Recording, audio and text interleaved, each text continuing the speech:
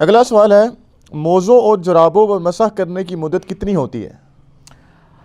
یہ آج کل سردیوں میں یہ بڑا امپورٹنٹ سوال ہے۔ موزوں اور جرابوں کے اوپر مسح کرنے کی مدت مسافر کے لیے الگ ہے اور مقیم کے لیے الگ ہے۔ جو مقیم ہے نا، جو یعنی رہائشی ہے کسی علاقے کا، تو اس کو صحیح مسلم کے اندر حدیث ہے، اوپر تلے 4 حدیث ہیں، 639 640 41 42۔ سیدہ عائشہ کے پاس ایک تابعی آتا ہے اور کہتا ہے کہ بتائیں کہ نبی علیہ السلام نے موزوں کے اوپر مسح کی مدت کیا مقرر کی تھی؟ یہ چمڑے کے جو موزے ہوتے ہیں، اسے خفین کہتے ہیں عربی میں، اور جو جرابیں والے جو موزے ہیں ان کو ہم جرابین کہتے ہیں عربی میں۔ یہ دونوں سنت ہے، جیسے پگڑی الگ سے سنت ہے، ٹوپی الگ سے سنت ہے۔ تو سیدہ عائشہ نے کہا کہ تم علی ابن ابی طالب کے پاس جاؤ، ان کا وقت نبی علیہ السلام کے ساتھ زیادہ گزرتا تھا سفر و حضر میں، وہ تمہیں مدت بتائیں گے۔ اچھا، اس حدیث سے یہ بات پتہ چلی کہ سیدہ عائشہ جو سینکڑوں صحابہ کی استاد ہیں، ان کو بھی کسی مسئلے کے اندر ایشو ہوتا تھا تو مولا علی سے پوچھتی تھی۔ ایک تو یہ پتہ چلا، دوسرا ان کے الفاظ دیکھیں کہ مولا علی کو مجھ سے زیادہ قرب حاصل تھا نبی علیہ السلام کا سفر و حضر میں، حالانکہ بیوی سے زیادہ تو کوئی قریب ہی نہیں ہوتا، لیکن ان کی بات ٹھیک تھی، کیونکہ نبی علیہ السلام کی تو ایک وقت میں 9 بیویاں تھیں، ٹوٹل 11۔ آپ ساری بیویوں کو سفر میں نہیں لے کے جاتے تھے، قرعہ اندازی کرتے تھے، کبھی کسی بیوی کا نام نکل آتا تھا، کبھی کسی کا، جیسا کہ وہ سیدہ عائشہ پہ جو افک والا مسئلہ ہوا تھا، جو تہمت لگی تھی برائی کی، اس میں سیدہ عائشہ ساتھ تھی۔ صلح حدیبیہ کے موقع پہ ام سلمہ ساتھ تھی، ہر موقع پہ ڈیفرنٹ بیوی کے نام قرعہ نکلتا تھا، لیکن سیدنا علی تو ہر سفر میں حضور کے ساتھ ہوتے تھے، سوائے ایک سفر کے جو تبوک کا سفر تھا۔ بخاری مسلم میں آتا ہے تو رو پڑے، آپ فرمایا تو اس پہ خوش نہیں ہے کہ تیری میرے ساتھ وہی نسبت ہے جو ہارون کی موسیٰ کے ساتھ، مگر میرے بعد کوئی نبی نہیں۔ یعنی موسیٰ علیہ السلام اپنا سکسیسر چھوڑ کے گئے تھے اس وقت کے لیے سیدنا ہارون علیہ السلام کو، تو میں اپنی امت پہ، عورتوں اور بچوں پہ تمہیں چھوڑ کے جا رہا ہوں۔ تو سیدنا علی سے جب پوچھا اس تابعی نے، تو انہوں نے فرمایا کہ نبی علیہ السلام نے مسافر کے لیے 3 دن اور 3 رات یعنی 72 گھنٹے، اور مقیم کے لیے 1 دن اور 1 رات یعنی 24 گھنٹے تک ایک دفعہ وضو کر کے آپ یعنی موزے پہن لیں تو مسح کی اجازت مرحمت فرما دی ہے۔ یعنی آپ نے فجر کا وضو کیا، اس میں تو آپ نے وضو میں پاؤں دھوئے ہیں نا، تو یہ تو نکل گیا بیچ میں سے، جرابیں یا موزے پہن لیے، اب آپ زور میں بھی مسح کر سکتے ہیں، عصر میں بھی، مغرب میں بھی، عشاء میں بھی، اور اگلے دن کی فجر میں بھی کر سکتے ہیں، کیونکہ یہ والی فجر تو دھو کے آپ نے پڑھی تھی نا۔ پریکٹیکلی تو 24 گھنٹے کیسے پورے ہوں گے؟ یعنی وہ 5 نمازوں تک ہے کہ زور، عصر، مغرب، عشاء اور اگلی فجر۔ ہاں، فجر کے بعد آپ پھر موزے اتار کے آپ کو، اگر آپ مقیم ہیں، اگر آپ مسافر ہیں، پھر 3 دن 3 رات تک اگر آپ نے اس دوران وضو کرنے کے بعد موزے یا جرابیں نہیں اتاری تو آپ نماز کے لیے مسح کر سکتے ہیں، اور اس کا بڑا آسان طریقہ ابو داؤد میں ہے۔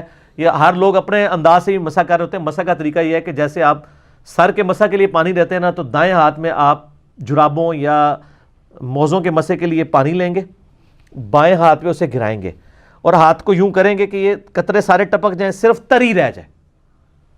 سر پہ بھی صرف تری ملنی ہوتی ہے، سر دھونا نہیں ہوتا۔ جب تری رہ جائے نا، تو دایاں جو پاؤں ہیں اس کے اوپر والے حصے کا دائیں ہاتھ سے مسح یوں کرنا ہے، پیرلل میں دونوں، اور بائیں سے بائیں کا۔ بعض اس کے لیے گیلا کر کے دونوں ہاتھ پہلے ادھر پھیرتے ہیں، پھر ادھر پھیرتے ہیں، نیچے سے بھی اوپر سے بھی۔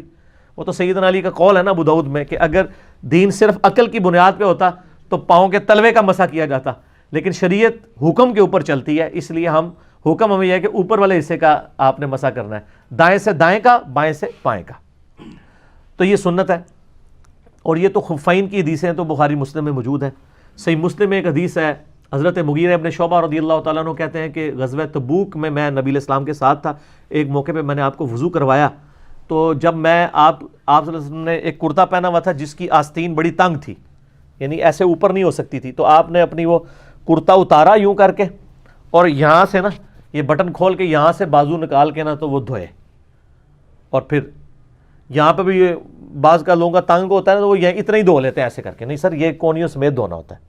اور کہتے ہیں جب نبی علیہ السلام کے پاؤں دھونے کی باری آئی تو میں آپ کے موزے اتارنے لگا، تو آپ نے فرمایا کہ اس کو چھوڑ دو، میں نے ان کو پاکی کی حالت میں پہنا تھا، تو آپ نے موزوں کے اوپر یوں مسح کیا۔ یہ مسلم شریف میں حدیث ہے۔ تو مشکات کی پہلی جلد میں یہ ساری حدیث آپ کو مل جائیں گی. اور کہتے ہیں اس کے بعد جب ہم وضو کر کے نماز کے لیے پہنچے تو آگے صحابہ کرام نے پہلی جماعت کھڑی کی ہوئی تھی, کیونکہ نبی علیہ السلام استنجا اور وضو میں لیٹ ہو گئے تھے. صحابہ کرام یہ سمجھے کہ بھئی نماز ہماری عصر کی نماز تھی, قضا نہ ہو جائے, تو مشورہ کر کے انہوں نے عبد الرحمن بن عوف کو مصلی پہ آگے کر دیا. عبد الرحمن بن عوف جو ہے وہ نماز پڑھانا شروع ہو گئے, ایک رکعت ہو گئی, نبی علیہ السلام آگے. صحیح مسلم شریف کی حدیث ہے. تو نبی صلی اللہ علیہ وآلہ وسلم کی آمد کی جب صحابہ کو اندازہ ہوا تو انہوں نے نا تصفیق کرنا شروع کر دی, یوں ایسے, یعنی اشارہ کرنا شروع کر دیا تالی کی آواز سے پتہ چل جائے. حالانکہ بخاری مسلم میں حدیث ہے کہ یہ تصفیق عورتیں کریں گی کیونکہ عورت کی آواز کا پردہ ہے, مردوں نے سبحان اللہ کہہ کے امام کو غلطی پر اطلاع دینی ہے. تو عبد الرحمن بن عوف نے مصلی چھوڑ دیا, نبی علیہ السلام نے فرمایا کہ اپنے مصلی پہ ہی رہو, اشارہ کیا, وہ نماز پڑھاتے رہے. اس طرح کا واقعہ بخاری مسلم میں حضرت ابوبکر کے لیے آتا ہے, تو ان کو بھی نبی علیہ السلام نے کہا مصلی پہ رہو, لیکن وہ نہیں رہے تھے, وہ پیچھے آ گئے. نبی علیہ السلام پھر مصلی پہ گئے, نماز پڑھائی. بعد میں آپ نے فرمایا تمہیں حکم دیا تھا, تو انہوں نے کہا ابو قحافہ کے بیٹے کی کیا مجال کہ رسول اللہ تشریف لے آئیں اور وہ مصلی پہ کھڑا رہے. پھر ابو بکر تو ابو بکر ہے نا جی, ابو بکر کی جگہ کون لے سکتا ہے. عبد الرحمن بن عوف کو جب نبی علیہ السلام نے اشارہ کیا تو انہوں نے بھی صحیح کام کیا, انہوں نے نبی علیہ السلام کا حکم مان لیا, تو وہ نماز پڑھاتے رہے. نبی علیہ السلام کی ایک رکعت رہ گئی تھی, تو حضرت مغیرہ ابن شعبہ کہتے ہیں جب عبد الرحمن بن عوف نے سلام پھیرا تو میں نے اور نبی علیہ السلام نے کھڑے ہو کے اپنی ایک رکعت کو پورا کیا. یہ پوری, اسی پہ میرا ایک کلپ بھی ہے کہ نبی علیہ السلام نے کس صحابی کے پیچھے نماز پڑھی. دنیا میں ایک ہی شخص ہے جس کے پیچھے نبی علیہ السلام نے نماز پڑھی ہے, بلکہ دنیا نہیں سر, اس کائنات میں ایک ہی شخص ایسا ہے جس کے پیچھے کسی نبی نے نماز پڑھی ہو, اور وہ عبد الرحمن بن عوف ہے رضی اللہ تعالیٰ عنہ. حضرت ابوبکر نے تو مصلی چھوڑ دیا تھا, اس لیے ان کے پیچھے نماز نہیں پڑھی, آپ نے خود آ کے مصلی سنبھال لیا. تو یہ ایک ایسا اعزاز ہے جو کسی صحابی کو حاصل نہیں ہے, تو اس میں بھی موجود ہے. پھر جامعہ ترمذی کے اندر آپ کو ایک پورا چیپٹر ملے گا جورابین پہ مسا. اب یہ کیا کرتے ہیں, کہتے ہیں موزے چمڑے کے ہونے چاہیے, چمڑے کے ہونے چاہیے.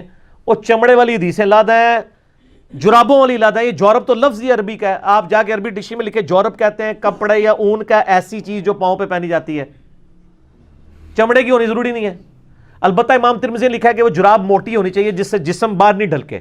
ہماری جتنی جرابیں یہ موٹی ہوتی ہیں, باریک جراب تو ہم کوئی پہنتے ہیں, وہ عورتیں گرمیوں میں شاید کوئی پہنتی ہیں جس میں جسم نظر آتا ہے, کیونکہ اصل مقصد تو یہ ہے نا کہ جسم ڈھانپا جائے. جو مسلم شریف میں حدیث ہے قرب قیامت میں عورتیں ایسا لباس پہنیں گی کہ جسم ننگی نظر آئیں گی. تو جسم ڈھانپنا ہوتا ہے نا مقصد, پاؤں کی سردی ڈھانپنے کا مقصد ہے نا کہ آپ موٹی جراب ہی پہنے. تو ہماری یہ جرابیں جتنی ہوتی ہیں نا چائنا کی یا پاکستانی, یہ موٹی ہیں, اور ان کے اوپر اگر آپ تری والا ہاتھ رکھیں نا تو پاؤں گیلے نہیں ہوتے. ٹھنڈک ضرور محسوس ہوتی ہے لیکن گیلے نہیں ہوتے ہیں, ٹھیک ہے. اور تری آپ نے وہ بھگو کے نہیں کرنی, میں نے بتایا وہ پوری صرف گیلا ہاتھ رکھنا ہے. اس کی حدیثیں ترمذی میں لادا سے ہیں, اور امام ترمذی نے اس حدیث کو حسن صحیح بھی کہا ہے. اگرچہ ہمارے نزدیک وہ روایت کمزور ہے سفیان ثوری کی تدریس کی وجہ سے, لیکن امام ترمذی اس حدیث کو صحیح سمجھتے ہیں. البتہ ہمارے پاس مصنف ابن ابی شیبہ میں 5 صحابہ سے موجود ہے کہ جرابوں پر مسح پہ اجماع ہے صحابہ کا. اور آپ کو مزے کی بات بتاؤں, یہ حدیث ابو داؤد میں بھی آتی ہے. جو دیوبندیوں کی ابو داؤد ہے نا, اس میں انہوں نے نا لکھ دیا ہے کہ ہم بھی جرابوں پہ مسح کے قائل ہیں, لیکن پبلک کو کہانی وہی کرائی ہوئی ہے کہ بغلوں میں بت رکھ کے آتے تھے, رفع الیدین ہوتا تھا. پبلک کو جرابوں والے کو دیکھ لیں تو کوئی جاہل بندہ بھی ہو کہتا ہے نہ ہوتے نہیں ہوتا جی مسا, تو اس کو پوچھو بھی کدھر لکھا ہے, تو پتہ نہیں انہوں نے بھی بزرگوں کو نہیں سنا ہے. بزرگ فرماتے ہیں تو بزرگ فرما کے لکھ کے ٹوڑ گئے جے. اور امام ترمذی نے کمال کیا جی. امام ترمذی رحمہ اللہ نے اس کے ساتھ ایک واقعہ لکھا ہے کہ امام ابو حنیفہ رحمہ اللہ جس مرض میں فوت ہوئے, جامعہ ترمذی میں جرابوں والی, امام ترمذی کو پتا تھا کہ جرابوں اور چمڑے کے موزوں کا جو فتنہ ہے وہ امام حنیفہ رحمہ اللہ کی وجہ سے کھڑا ہوا ہے. فتنہ سے مراد عربی والا فتنہ, پنجابی والا نہیں, آزمائش کہ امت میں 2 رائے. تو امام ترمذی نے واقعہ لکھا ہے باقاعدہ کہ امام حنیفہ جس مرض میں فوت ہوئے, مرنے سے 1 ہفتہ پہلے انہوں نے اپنے پاؤں پہ جرابیں چڑھائیں یہی والی, اور پھر ان پہ مسح کیا, اور فرمایا کہ میں نے آج وہ کام کیا جو آج سے پہلے کبھی نہیں کیا. یعنی میں قائل ہوتا ہوں اس بات کا کہ چمڑے کے موزوں کے علاوہ ان جرابوں پہ, ان تک حدیثیں بعد میں پہنچی ہوں گی, لیکن جو پچھلے ہیں نا ان تک آج تک بھی ان تک پہنچ کے وہ توبہ بھی کر چکے. یہ کہتے ہیں نہیں حضرت تھوڑا ریویو کرو, ہو سکتا ہے تسی پہلے ٹھیک ہی کیا ہوئے, کیونکہ تسی جو فرما دیتا ہو تو چینج ہو ہی نہیں سکتا, نعوذ باللہ. یہ پروٹوکول تو نبی علیہ السلام کا ہے, ما ضل صاحبکم وما غوا, تمہارے نبی نہ کبھی بہکے ہیں نہ کبھی بہرا چلے ہیں. مصیبت کھڑی کی ہوتی ہے وہ بیچارے وہ چمڑے کے موزے. اب جو لوگ آفیسز میں کام کرتے ہیں وہ بیچارے کہتے ہیں کہ کیا کریں جناب, ہم ایک نمبر بڑا بوٹ لیں. چمڑے کا موزہ پہننے کے لیے تو آپ کو ایک نمبر بڑا بوٹ لینا چاہیے. ٹھیک ہے جی, بڑی مصیبت انہوں نے لوگوں کے لیے. میرے بھی پاؤں مطلب سردیوں میں خراب ہو جاتے تھے, مجھے تو اللہ کا شکر ہے میں نے تو کلپ بھی آپ یوٹیوب پہ میرا کلپ دیکھیں, جرابوں پر مسح اور امام حنیفہ کا رجوع, اس میں میں نے باقاعدہ وہ جے پی جیز میں وہ ایچ ڈی کیمرے میں وہ حدیثیں دکھائی ہیں. تو کہ بھی امام حنیفہ رجوع کر کے فوت ہو چکے, تسی ہوں زندہ ہو اللہ دے بندے ہو, تواڈے بزرگ جن کے اوپر آپ کا تکیہ تھا وہ توبہ کر کے فوت ہو چکے ہیں, آپ تو رجوع کرو. لوگوں کو مصیبت میں ڈالا ہوا ہے. اب آفیسز میں لوگ جاب کرتے ہیں تو وہ کہتے ہیں اب چمڑے کے موزے لیں تو ایک نمبر بڑا بوٹ لیں گے, پھر گرمیوں میں کیا کریں گے, گرمیوں کے علیحدہ بوٹ لیں گے. مصیبت ڈالی ہوئی انہوں نے قوم کو. تو یہ جرابیں لیں جناب, بے فکر ہو کے جرابوں پہ مسح کریں. ٹھیک ہے, اور یہ بہت بڑی سہولت ہے. فجر پڑھ کے پہن لیں, آپ اگلی فجر تک کر سکتے ہیں. لیکن یہ یاد رکھیے گا, وضو کرنے کے بعد وضو ٹوٹنے سے پہلے پہلے جراب یا آپ نے موزہ پہننا ہوگا. ٹھیک ہو گیا. اور جب آپ نے جراب اور موزہ پہن لیا, اب آپ کا وضو ٹوٹ گیا.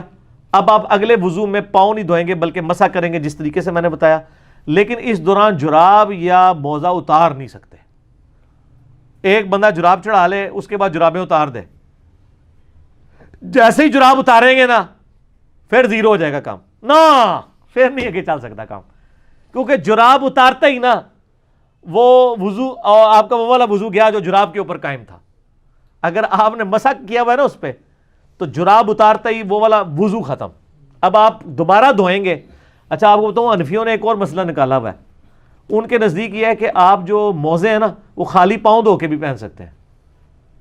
پتہ ہے آپ کو سر اسی تے پیتو نا, یہ فقہ حنفی کا بنیادی مسئلہ ہے کہ آپ صرف پاؤں دھوئیں, جرابیں پہن لیں, پورا وضو کرنے کی ضرورت نہیں. اور جب وضو آئے تو آپ مسح کر لیں. یہ انہوں نے غلط کرالری کیوں نکالی؟ ان کے نزدیک جو اعضائے وضو کی ترتیب ہے نا, نہ یہ ضروری ہے اور نہ ان کا متواتر ہونا ضروری ہے. وہ کہتے ہیں آپ اگر آدھا گھنٹہ پہلے وضو میں چہرہ دھوئیں, آدھے گھنٹے بعد جا کے کونیے دھوئیں, اس سے آدھے گھنٹے بعد جا کے مسح کریں, اور 2 گھنٹے بعد پاؤں دھوئیں, اس دوران آپ کا وضو نہ ٹوٹے تو آپ کا وضو ٹھیک ہے.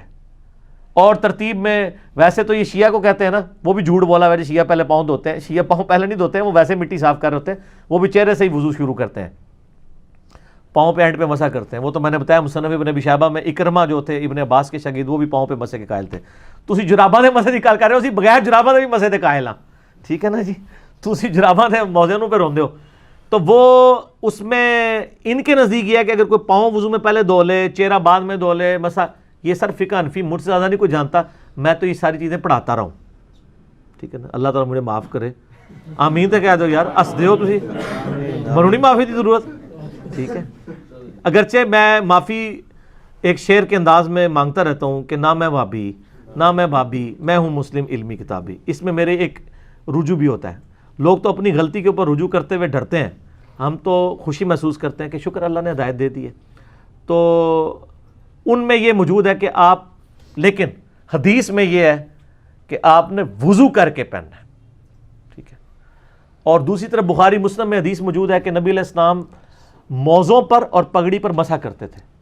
ہم ادھر حنفیوں سے پوچھتے ہیں یہ پگڑی آپ نے چمڑے کی پہنی ہوتی تھی یا کپڑے کی؟ سر سوال ہے نا. یہ تو کہتے ہیں نہیں جی آپ اگر جراب بھی پہنے تو اتنے کلومیٹر تک آپ ننگے پاؤں چل سکتے ہو, پھٹے نہ. یہ ساری شرائط جو آپ کہانیاں کراتے ہیں پگڑی پہ کر سکتے ہیں. کپڑے کی جو پگڑی ہے اس کو اگر ہم پاؤں پہ لپیٹیں تو یہ تو پھٹ جائے گی. تو نبی علیہ السلام تو کپڑے کی پگڑی کے اوپر بھی مسح کر لیتے تھے بغیر چمڑے کی. وہ تو آپ بتائیں. اسی کے تحت میرا یہ موقف ہے کہ جو عورت ایک دفعہ وضو کر کے حجاب پہن لے نا تو وہ 5 نمازوں تک حجاب کے اوپر بھی مسح کر سکتی ہے, اس کو ضرورت ہی نہیں کرنے کی, کیونکہ نبی علیہ السلام نے تو پگڑی پہ بھی مسح کیا ہے. اسی طرح جو لوگ پرماننٹلی یعنی پگڑی پہننے والے, ٹوپی والے تو بعض کا یوں اتار دیتے ہیں نا, پگڑی اتارنا آسان کام نہیں ہوتا. پگڑی جنہوں نے پہنی ہوتی ہے نا وہ پھر پہن ہی رکھتے ہیں پورا دن, وہ بار بار نہیں اتارتے. ٹوپی تو ہے نا کبھی آیا گرمی میں سائڈ پہ رکھ دی, پگڑی تو نہیں اٹھائی ہے, تو ایک پراپر باندھ دی جاتی ہے نا, تو پگڑی کے اوپر آپ مسح کر سکتے ہیں. سر پگڑی کپڑے کی ہو تو مسح ہو سکتا ہے, تو سر چمڑے کے موزوں, چمڑے کی تو نہیں ہوتی, کپڑے کے موزوں کے اوپر کیوں نہیں مسح ہو سکتا, اون کے موزوں کے اوپر کیوں نہیں ہو سکتا؟ امام ترمذی نے باقاعدہ لکھا ہے. اور ہم کہتے ہیں کہ موٹی ہوں جرابیں, اور موٹی وہ آپ والی نہیں ہے. اب وہ کہتے ہیں اتنی موٹی ہوں کہ آپ اس کو پہن کے یہ کوئی امام ترمذی, یہ خود انہوں نے کہانیاں کری ہیں, ਉਹ ਕਦੇ ਕਿਆਮਤ ਤੱਕ ਤੁਹਾਨੂੰ ਜਰਾਬ ਨਹੀਂ ਲੱਭਣੀ ਕਿ ਇੰਨੇ ਕਿਲੋਮੀਟਰ ਤੁਸੀਂ ਪਥਰੀਲੀ ਜ਼ਮੀਨ ਤੇ ਚੱਲਦੇ ਰਹੋ ਫਟਣ ਨਾ, ਉਹ ਤੁਹਾਡੇ ਮੋਢੇ ਵੀ ਫਟ ਜਾਣਗੇ, ٹھیک ہے نا. یہ کوئی شرط نہیں ہے. شریعت نے ایک آسانی دی تھی, آپ نے آسانی امت سے چھین لی ہے, آپ نے کہانیاں بنا دی ہیں. تو ہم آپ کو بڑی بات کرتے ہیں کہ امام ابن ابی شیبہ نے المصنف ابن ابی شیبہ میں ایک باب باندھا ہے پاؤں پہ مسح کرنے کا بیان, اور وہ اس میں کئی تابعین سے لے کے آئے کہ وہ تو عام وضو میں بھی پاؤں کے اوپر ڈائریکٹ مسح کر لیتے تھے, چاہے کہ آپ جرابوں کا مسح نہیں مان رہے. اس میں سیدنا اکرمہ کے بارے میں آتا ہے, سیدنا حسن بصری کے بارے میں آتا ہے صحیح سند کے ساتھ. ایون شیخ زبیر علی زئی صاحب نے تو اکرمہ والا اثر بھی لکھا ہے الحدیث رسالے میں کہ وہ پاؤں پہ مسح کیا کرتے تھے. ٹھیک ہے, تو خالی پاؤں پہ مسح ہو جاتا ہے تو جراب والا تو اونٹتے تو انہوں ہاتھ بننے کے یار نہیں یار تھی جراب نہیں کر لو, خالی نہ کرو. ٹھیک ہے, یہ سر کہانیاں ختم نہ, پرانیاں گلاں ہو گیا. ٹھیک ہو گیا. ہاں اگلا سوال.